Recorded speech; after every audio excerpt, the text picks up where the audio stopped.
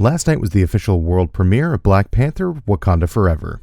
The official review embargo is still in place as the movie doesn't come out for another 3 weeks, but people are able to put out their initial thoughts online. And so far, by all accounts, the movie's great. According to multiple people's first reactions out of the theater, people are saying this is a return to form for Marvel, stepping away from the campiness and humor that was Phase 4 and returning to their darker roots. Personally, I think this is going to be a welcome change, as it's been kind of played out with all of the humor. Don't get me wrong, I love Taika Waititi and his brand of humor, especially What We Do in the Shadows. But ever since Thor Ragnarok, there's been a noticeable change with Marvel. Things have been way too comedic, and it's really refreshing to see them go back to the original formula of a more dark and brooding movie. Especially with the subject matter that they're having to tackle in this film, it wouldn't make sense for them to be more upbeat and campy. As seen in the promotional footage, this film is tackling the real-life loss of Chadwick Boseman through his character of T'Challa in the film. So to have characters that make jokes every couple of seconds, it wouldn't really fit with the theme of the movie.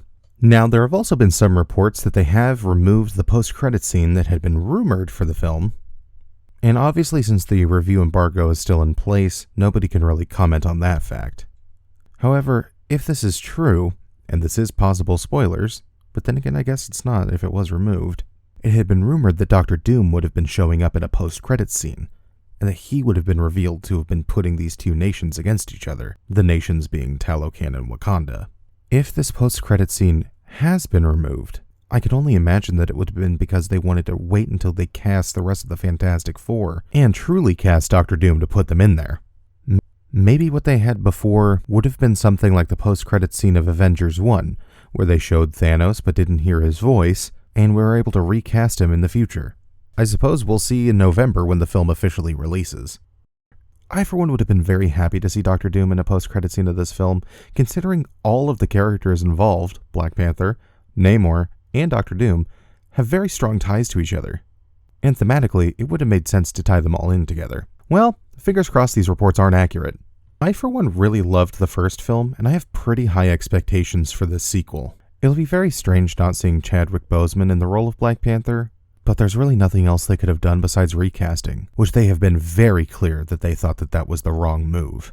By all accounts, it seems like Letitia Wright and Angela Bassett have been the standout performances in this film. They would have had the most to work with, considering it's their character's family member who passed away in the story.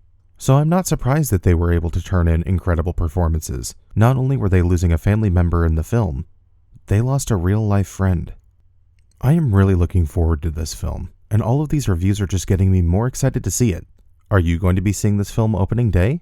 If a post-credit scene was removed from this film, would you be disappointed? Or are you okay waiting to possibly see Dr. Doom in the future? Whatever you think, comment down below and let me know. And don't forget to subscribe.